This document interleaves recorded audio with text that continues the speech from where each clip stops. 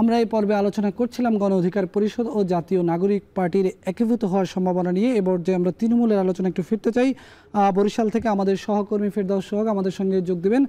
সোহাগ, আপনার কাছে একটু জানতে চাই, আপনার সঙ্গে নিশ্চয়ই গণ অধিকার পরিষদের এবং জাতীয় নাগরিক পার্টির দুইজন নেতা উপস্থিত আছেন, তৃণমূলের দুজন নেতা আছেন। আমরা আজকের পর্বের শুরু থেকে আমরা এই দুটি দলের দুজন কেন্দ্রীয় নেতার সঙ্গে আমরা আলোচনা করেছি। তারা নানান কথা বলেছেন, পক্ষে বিপক্ষে বলেছেন দুই দলের একীভূত হওয়া নিয়ে।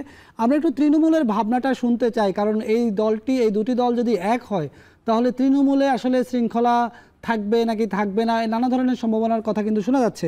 একটু আপনার মাধ্যমে তাদের কথাগুলো শুনতে চাই। আপনাকে ধন্যবাদ বেলায়েত। যেমনটি আপনি বলছিলেন, আমাদের বরিশালে এই মুহূর্তে আমার সঙ্গে আছেন দুজন নেতৃবৃন্দ গণ অধিকার পরিষদ এবং এনসিপির। আমার বাম দিকে রয়েছেন গণ অধিকার পরিষদের শফিকুল ইসলাম সাগর, তিনি সিনিয়র সহসভাপতি গণ অধিকার পরিষদ বরিশাল মহানগর, এবং আমার ডান দিকে রয়েছেন আবু সাইদ মুসা, প্রধান সমন্বয়কারী এনসিপি বরিশাল জেলা। তো আমরা প্রথমেই শফিকুল ইসলাম সাগর গণ অধিকার পরিষদ, তার কাছ থেকে শুনবো। সাগর, আপনি যদি আমাদেরকে বলেন যে আমরা তো জানি যে এনসিপি এবং গণ অধিকার পরিষদ একীভূত হওয়ার বিষয়টি নিয়ে আলোচিত হচ্ছে, তো তৃণমূল পর্যায়ে এই বিষয় নিয়ে আপনাদের ভাবনাটা কি? এটি যদি হয় তাহলে সুবিধা অসুবিধা কোনো জটিলতা তৈরি হবে কিনা একটু আপনার কাছ থেকে শুনতে চাই। জি, ধন্যবাদ এখন টেলিভিশনকে এরকম একটা সময় উপযোগী আয়োজনের জন্য। আপনারা জানেন 5ই আগস্ট পরবর্তী সময়েই গণ অধিকার পরিষদ এনসিপি বা যারা বিপ্লবের সাথে সম্মুখ সারির যোদ্ধা ছিলেন তাদেরকে নিয়ে একীভূত হওয়ার প্রচেষ্টা চালিয়েছেন। তৃণমূল থেকেও সেই রকমেরই আমরা কেন্দ্রীয় নেতৃবৃন্দকে পৌঁছানোর চেষ্টা করেছি বিভিন্নভাবে, অনলাইনে অফলাইনে সরাসরি আমরা কথা বলে এটি চেয়েছি। কারণ এনসিপি এবং গণ অধিকার পরিষদ উভয়েরই আমাদের যে চিন্তা, আমাদের যে মিশন ভিশন, সেটা একই প্ল্যাটফর্মে এবং একই জায়গায়, যার ফলশ্রুতিতে স্থানীয় পর্যায়ে নেতৃবৃন্দই বারবার প্রকাশ করেছে যে আমরা চাই একীভূত হলে নতুন রাজনৈতিক যে বন্দোবস্তের চিন্তা আমরা করছি তরুণ প্রজন্ম, সেই বন্দোবস্তটা আরও বেশি বেগবান হবে, আরও বেশি সমৃদ্ধ হবে, সংগঠিত হবে। এবং তৃণমূলের জটিলতা যদি আপনি বলেন, তাহলে যখন কেন্দ্র একটি মহৎ উদ্দেশ্য নিয়ে এগিয়ে যাবে, আমরা যারা রাজনীতি করি, যখন আমাকে একটা বিষয় যে আমরা আগাতে চাই, তখন আমার মনে হয় না তৃণমূলে জটিলতা থাকবে। আরেকটি গুরুত্বপূর্ণ বিষয় যেটি হচ্ছে রাজনীতিতে যেটা সবচেয়ে বেশি ইম্পর্টেন্ট, সেটা হচ্ছে পদ পদবি নিয়ে একটি চিন্তাভাবনা থাকে। তো পদ পদবির ব্যাপারে আমার অবস্থান থেকে, আমি গণ অধিকার পরিষদে এখন আছি, এর আগে যুবর দায়িত্ব পালন করেছি, সেই 18 সাল থেকেই আমি গণ অধিকার পরিষদের সাথে। আমরা এবার শুনবো, আমাদের সঙ্গে আছেন এনসিপির আবু সাইদ মুসা, প্রধান সমন্বয়কারী। আপনি যদি আমাদেরকে জানান, একই প্রশ্ন আপনার কাছে, যে দুটি একীভূত হলে এই বিষয় নিয়ে আপনাদের তৃণমূলে আপনারা কি ভাবছেন, সুবিধা অসুবিধা যদি একটু শেয়ার করেন। আচ্ছা, ধন্যবাদ জানাচ্ছি আজকের এই অনুষ্ঠানের মাধ্যমে দেশবাসী সকলকে। আমরা বিশেষ করে জাতীয় নাগরিক পার্টি এনসিপি, গণ অধিকার পরিষদ সহ সমমনা আরও যে রাজনৈতিক দলগুলো রয়েছে তাদের সাথে যে একীভূত হওয়ার যে চিন্তা, এটিকে স্বাগত জানাই এবং এটি তরুণ প্রজন্মকে একটা আশার আলো দেখাবে। আপনি জানেন যে 2018 সালে যে কোটা সংস্কার আন্দোলন, সেই আন্দোলনের মাধ্যমেই এই ভিপি নুরুল হক নুরেরা উঠে আসছে।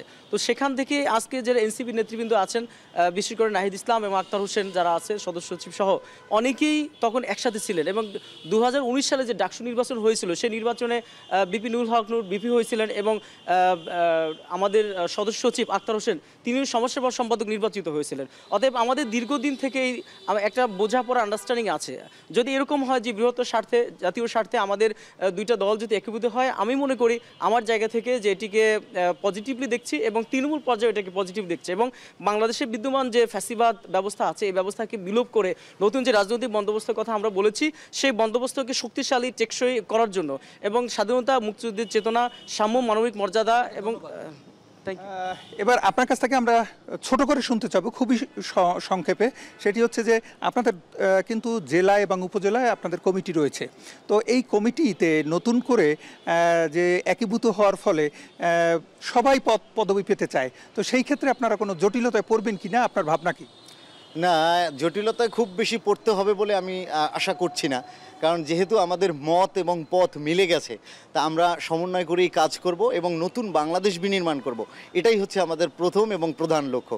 সেই জায়গায় আমাকে যদি স্যাক্রিফাইস করতে হয়, অবশ্যই আমি স্যাক্রিফাইস করব এবং আমি আশা রাখবো এনসিপির কোনো নেতৃবৃন্দ যারা দায়িত্বশীল এখন আছেন, আমাদের সাথে সমন্বয় করতে গিয়ে ওনারাও স্যাক্রিফাইস করবেন এবং আমরা সবাই মিলে একটা সুন্দর বাংলাদেশ বিনির্মাণ করব।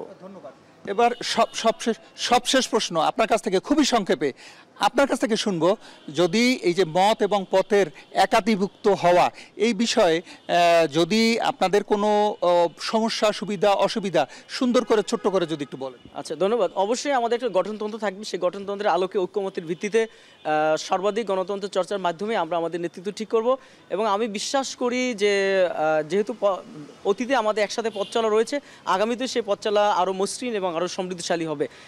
এবং আমি বিশ্বাস করি যে এনসিপির যে মূল লক্ষ্য সেটি হচ্ছে বিচার সংস্কার এবং নতুন গণপরিষদ নির্বাচনের মাধ্যমে একটা নতুন সংবিধানের যে দাবি, সেই দাবিকে ত্বরান্বিত করার লক্ষ্যে এই যে একীভূত হওয়ার যে পরিকল্পনা, এটি আমাদেরকে অনেক বেশি শক্তিশালী করবে এবং আগামী বাংলাদেশ বিনির্মাণে এটি একটা মাইলফলক হিসেবে। অসংখ্য ধন্যবাদ হবে। বেলায়েত, আমরা শুনছিলাম আসলে দুজন এনসিপি এবং গণ অধিকার পরিষদের নেতৃবৃন্দ আমাদের সাথে ছিলেন। তারা কিন্তু দুজনেই তৃণমূল থেকে আশাবাদ ব্যক্ত করেছেন এবং তারা এগিয়ে যাবেন, একত্রে কাজ করবেন, এমনটি তারা জানিয়েছেন। এতটুকু ছিল বরিশাল থেকে আমার হাতে এনসিপি এবং গণ অধিকার পরিষদের যে একীভূত হওয়ার যে আলোচনা চলছে সেই নিয়ে এখানকার তৃণমূল পর্যায়ের কথাবার্তার সবশেষ অবস্থা। ধন্যবাদ ফেরদৌস সোহাগ। আমরা জানছিলাম আপনার মাধ্যমে তৃণমূলের দুজন নেতার বক্তব্য। দর্শক,